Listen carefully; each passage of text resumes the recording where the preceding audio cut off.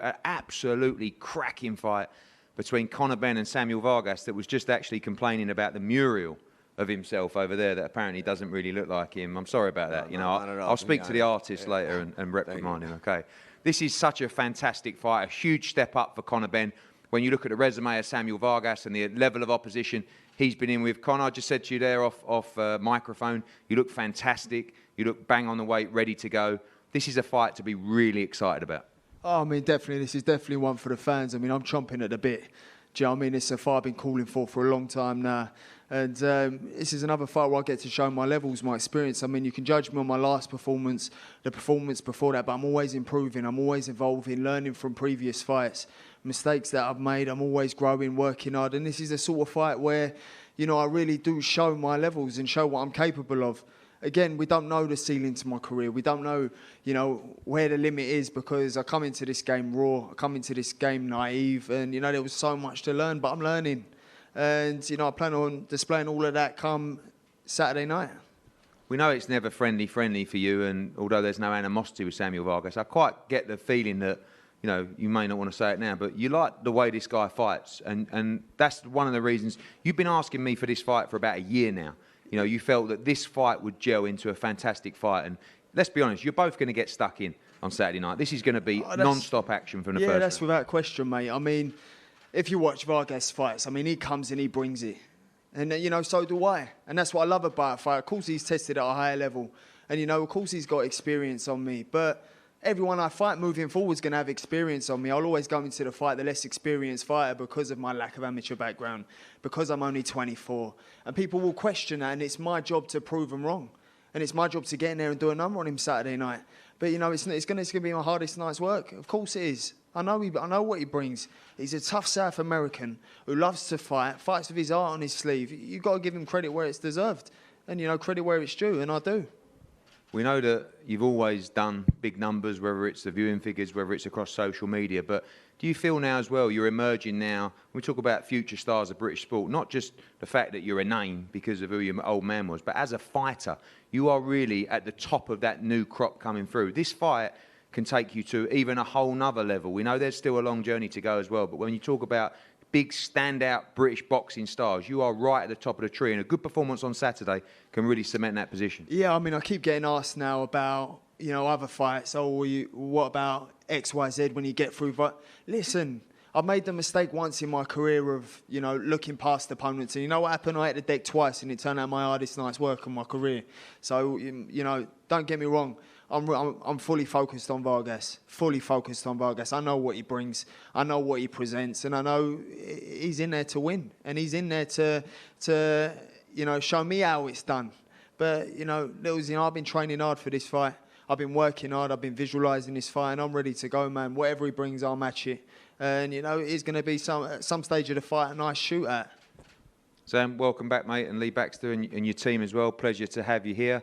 You gave us one of the scariest moments against Amir Khan. I saw an interview saying you wish you would have jumped on him a little bit more in that fight. It was a knockdown at the end of the first round. I just remember that moment. I was sitting there. I had Amir Khan's dad on my right, and you just put him on his backside, and I just felt an arm on my leg as if to go, the whole arena that night couldn't believe it. And that was a great fight against Amir Khan. You're ready now to take advantage of this opportunity. We know you're always in tremendous shape. You're ready to go on Saturday. Yeah, man, I'm blessed. I'm happy I had a good training camp. That night in particular, it was like a bittersweet. I came so close, but, it wasn't meant to be that night. I feel like everything has fallen into place for me to have a great show Saturday night. I put my heart and soul into this training camp, working with Bones Adams.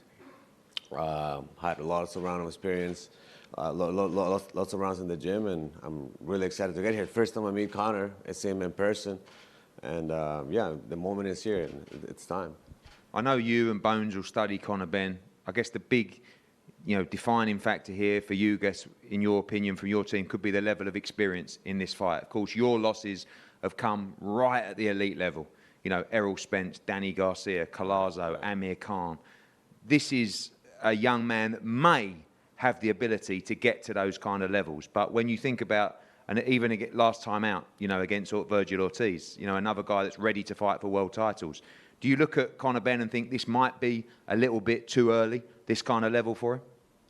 I don't really compare him, or I was 24 once. I was young. I was at that age once upon a time, and when I look at myself then, I look at myself now, I just laugh at myself, to be honest.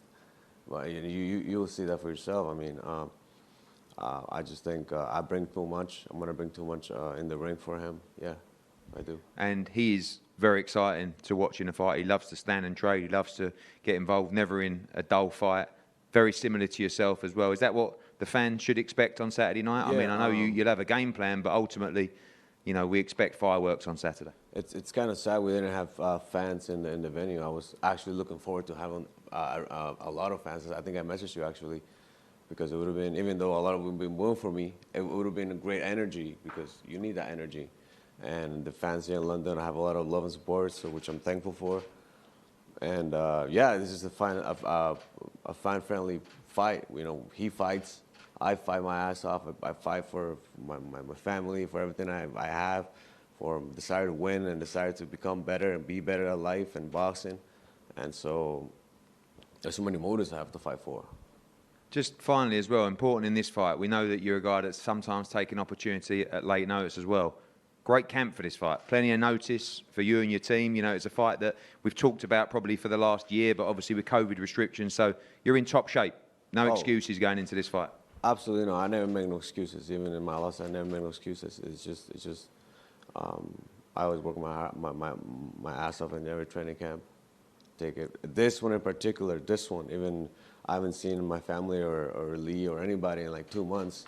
Everyone just keeps telling me how focused and driven I am, because literally that's all I did. There was nothing else to do but boxing and study and know myself and know the enemy and just do my job. Conor, finally, this man, he's ready. It's going to be a hell of a fight on Saturday. This is a real test for you. We saw against Formella, he went into his shell after a couple of rounds once he felt the power and the intensity.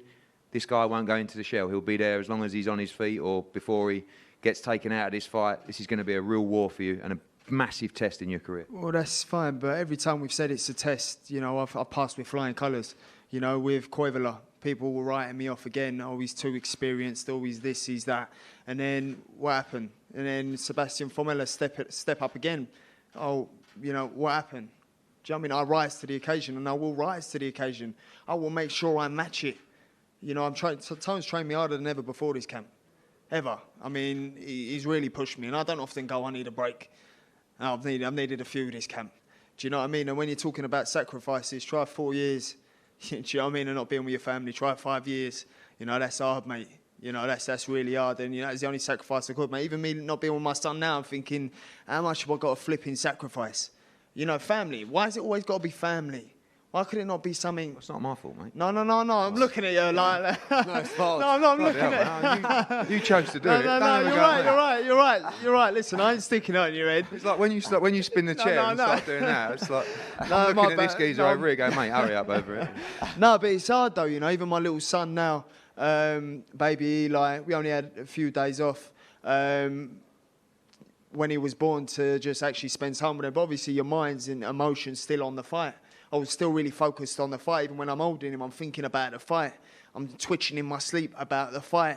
You know, the late night feeds, I'm thinking about the fight. So it's going to be nice after this fight to get this fight out of the way so I can just sit down and emotionally relax with my family. My new family as me being a dad. Well, I respect what you say. I just don't believe you were doing the late night feeds, to be quite honest with you. Yeah, mate, you're right. It sounded good, I know, it sounded good. Yeah, it did. Yeah. Guys, cannot wait for this fight on Saturday night. This is two great fighters, a real veteran, if you like. Sorry, don't mind me using that word, in Samuel Vargas. Hugely experienced, tough, always comes to fight. And I believe, you know, one of the biggest rising young names, not just in British boxing, but world boxing, in Conor Benn. This is going to be an absolute firefight on Saturday night, live on Sky Sports in the UK, live on DAZN around the world. Don't miss it. Gentlemen, if we could have a head-to-head here, please.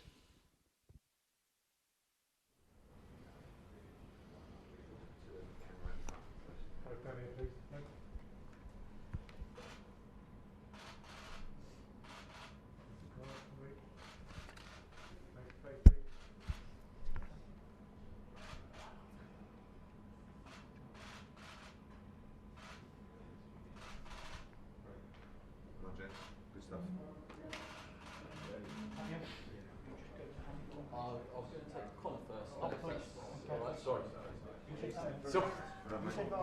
This is confusion there. Conor, great to speak to you on Fight. We always sort of enjoy these chats because we're privileged to speak to you this close to the fight. You sound like you're ready to go now.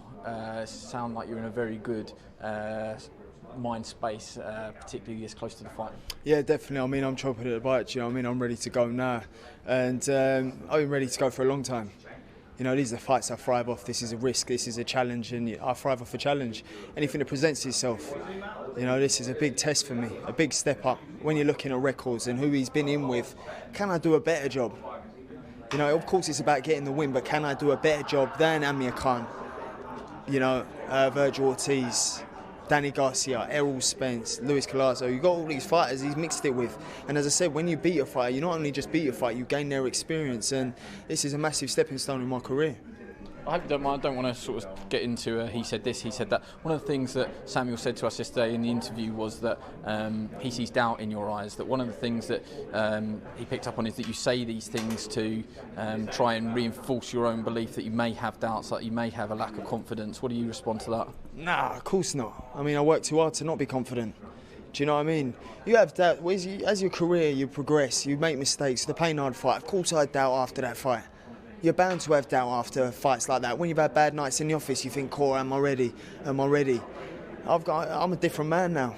Do you know what I mean? You learn about yourself, you grow, you evolve. You know, you have to have these doubts, you have to have these fears, you have to have nerves. But when you look based on my performances, they never done me no harm. They never done me no harm. Having these nerves, having these worries, the what ifs, yeah, no problem. Do you know what I mean? It's always a risk when I get in there. Don't mean I doubt my ability at all. You know, I'm thriving off the competition. Yeah, ultimately, the person in the other corner can think what he wants. You know, because what, do I talk a good game? Of course I talk a good game, but I back it up every single time. You know, they can think what they want. It ain't going to make no difference when we get in there come fight night. What I think, whether I think he's ready, whether he thinks I'm ready, whether he thinks I'm scared, or whether it don't really matter, because when we meet there, it ain't about none of that. So we let our fists do the talking. Just one final thing, the word sacrifice was used a lot up there, and it's something that you've mentioned to us in the past, the sacrifices. Is it worth it? Is the counter-argument to that, is that not what separates you from the rest of us, that you are prepared to make these sacrifices, even at the young age of 24, that in the end, those sacrifices will be worth it? And that is something that Samuel Vargas touched on I fight for everything that I have. I just wonder if that's something that you can relate to, and those sacrifices, they obviously play on your mind. Yeah, of course they do, because you make sacrifices to get ahead. You hope them sacrifices pay off. Do you know what I mean? They have to pay off. Otherwise, the sacrifice is a waste of time. Me not being with my family for 4 or 5 years, you know, it's hard. Me now not being able with my family to see my little son Eli, it's hard. Do you know what I mean? I think, well, I wouldn't have that problem if I was over there. You know, so of course it is. You've got to make sacrifices to get ahead in life, though. He's saying he ain't seen his family for however long, 2 months. Try 5 years, mate. Try not seeing all your family all at once, and then having to start your own family without being with your immediate family, them not knowing the granddad, uncles and aunties. That's hard, mate. Just, I said that was finally, but in terms of one final thought on the fight and what we can expect, everything points towards a war. All roads lead to you two meeting in the centre of the ring. Is this just a bluff, though? Are you going to try and box? Or does that depend on what he does as well? Hey, man, don't worry about what he does. You know, his record, he's fought so many times now, there ain't going to be much adaptation or much change. He's going to come and bring the heat like he always does, and I'll do what I've got to do to win. I'll find a way to win. Whatever it is, I'll match it. Do you know what I mean? It don't really faze me. I'll match whatever he brings, and I will better. Brilliant. Thank you so much for joining us. Enjoy the rest of your day. We will catch up with you hopefully tomorrow. It's weigh-in day though, so I don't want to be this close to you. But after the food we can have a chat. Okay. I might be emotional beforehand. We don't want that again, do we? No. I feel like you attribute some blame on me with that one, so I'm going to leave you to it. I'll do a sort of squad rotation here. If we can get Samuel Vargas over, I think he's FaceTiming some friends. Samuel, are you live on FaceTime as well? We're live on Sky Sports, so I don't. Well, do I ask who is on FaceTime? Is it family and friends? No, it's my girl. Oh, hello. You're live on Sky Sports. I hope you don't mind. I feel like I'm intruding now. No, we're cool, man. I mean, that leads us to my first question. You talk about sacrifice. There is that sort of phrase, nothing comes easy. The sacrifices that you've had to make to be away from family, friends, will it all be worth it on Saturday night? You can change your career path against Conor Benn on Saturday. Yeah, absolutely, man. First time I met him, seen him in person. I was always wondering what it was going to be like, how it was going to feel like. And it felt good, man. It felt good. I'm happy to be here. The moment has come. The moment's here. I've seen him in person. I took a few notes, a couple of things, and I feel good, man. I had a great training camp and confident. Yesterday, you do see one of the things he does is he speaks a lot to try and give himself confidence. Now you've looked into his eyes there. Do you see any weaknesses? Listen, man, I can't. That's something I'll answer after the fight. You know what I mean? It's just to give you a better answer. But yeah, this is just the person he is. I guess he just talks a lot. He almost got into it with Eddie in the middle of the interview. So that's just how he is. You know what I'm saying? I guess so. He also said, Eddie Hearn sort of hammed it up a little bit, but he also said that this fight, that you two are going to meet in the centre of the ring, that you aren't going to have to go looking for each other. Can you make it into a boxing match if you choose to do? He said it's not about what you do, he's going to dictate, but can you make it into a boxing match? And if it is a boxing match, do you believe you've got the skill set to outbox him? I see him being a really exciting fight. I don't think he's going to run. I don't think I'm going to run. I know I'm not going to run. And if I were to turn it into a boxing fight, I can definitely box better than him. And if it is a firefight, can you fight better than him? Oh, definitely. That's for sure. That's a given. I know I can. Just you've done these bubbles before. You've boxed in front of no fans, and look, I have to be honest, it's killing all of us for broadcasters as well. But it's something that we have to do. But it was nice to hear you say there that the lack of energy from the fans is something that we're all missing. How do you counteract that? I mean, I've heard fighters before say, look, actually, when the first bell rings, it's just me and him. You don't notice the crowd, but you obviously do because you've mentioned it. No, definitely. The crowd brings, I was even saying in an interview, the crowd brings energy. Whether they're booing for you or cheering for you, you need that to fight off of what you have. It makes you quicker, makes you faster, makes you nervous. I feel like it takes away from boxing in a way of having not crowds. But to be honest, I can't complain. We're doing what we love. We're fighting, we're boxing. Yes, we're in a bubble, but I mean, we all have jobs. We're doing what we love. You, me, my trainer, my promoters are working. So, you still feel blessed. Yeah, I'm not complaining. It's just the lack of tea and coffee. That's what I'm worried about. Just final one. He said yesterday that he's very confident that he's going to win, but he does believe he can knock you out. Do you believe, in your heart of hearts, if you flip that you can knock him out, that you can win this fight inside the distance? Can you win it on points, or do you have to knock him out to win? This fight, I have this sort of sense of like peace. Like I don't see him hurting me, or I can see him getting tricky and awkward, but I don't see how he can knock me out. Like this is not happening. It's never been a thought in my head or a threat. And can I stop him? Yes, absolutely. I can break him down, poke him until he breaks. Definitely. Thank you very much for joining us. I feel like I should say goodbye on the phone as well. Thank you very much for being part of our interview. See you later. I don't know if I don't know what graphic to put up there, but thank you very much. I appreciate you giving us your time, and please enjoy speaking to home. Adam, come on in. Have you got anyone on FaceTime, Adam, that we can talk to while you're here? Yeah, Clarence, do you mind me asking you first off about the shoulder? Is that something you can talk about on camera? So, well, for the first time, we saw a one-armed pad man. You doing the pads one-armed is something that some people, if they tune into our social media, they're going to see it. Are you okay? You're obviously the full story is you've undergone surgery. Just tell us the whole story if you can. You know what? I had to have surgery twice. The first time, because I was in snowboarding. I fell improperly is basically what happened. So it crushed my shoulder in two different places, my collarbone. So they went in and replaced it, and it was coming up, and then again, like don't know if it's a swelling or whatever else. It's the same thing happening again. I have to do it again. You can just see. I don't know if you can see through that. That's the metal rod. So. Wow. So when did that happen? I mean, I'm gathering by what you told us, the surgery to then getting on the plane was very, very quick. Well, my first surgery, it was like February 20th when it happened. My first surgery was probably like beginning of March. Then I just had surgery, I think it was Wednesday, and I left Thursday for here. I'm off camera, but I'm sweating here. You're making me very, very nervous. I mean, the obvious question is, it's not ideal preparation once you're here to be doing the pads with one arm, but you look like it's something that you have done before. You and Sammy seem to have a very good routine, a pad routine, one-arm pad routine there. Well, you know what, there's a lot of things I say, especially to these fighters, is that one main thing is this. A good fighter will hit you with both hands. A great fighter only needs one. So that goes back on me as well. You know what I'm saying? As a trainer, because honestly though, how many heads do you have? You have one head. You have one, and I even before, that's why I was so natural with it, because you just use one hand for everything. I usually do anyways, or I try to anyways. And a lot of these guys hit hard, like Amir and everything, with their left hook, and I had a bad left shoulder as it is anyways. It dislocated twice. So I always use one anyways. Can I just ask you on the fight, obviously you will have heard all the talk now, and the talking is nearly over, and the talking is just that, it is just talk. Just let us in, if you will, just a little bit into the window and in the mind of what you two are planning. What sort of fight can we expect from Samuel Vargas?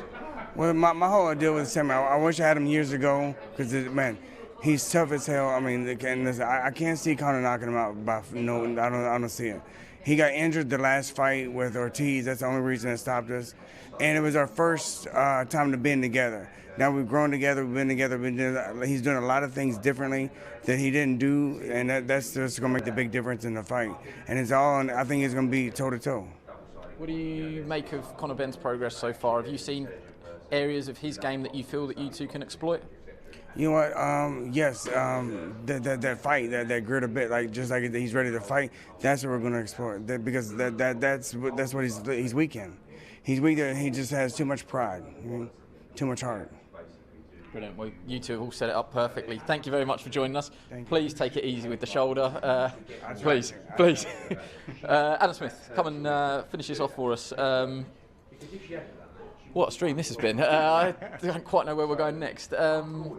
Everybody's saying the right things. What are the main things that you take away from today's press conference, particularly the two main event fights we just spoke to there? Isn't it wonderful how many characters we have in this sport? It's fantastic, isn't it? Incredible. Terrific bunch, terrific pot ahead of Saturday night, and some really great fights. Can't wait for the Cash Farouk fight. I think obviously Shannon Courtney and Ebony Bridges they're in many ways they're trying to steal the show. Savannah Marshall, after that great performance last year, I think she's really got to make a statement here.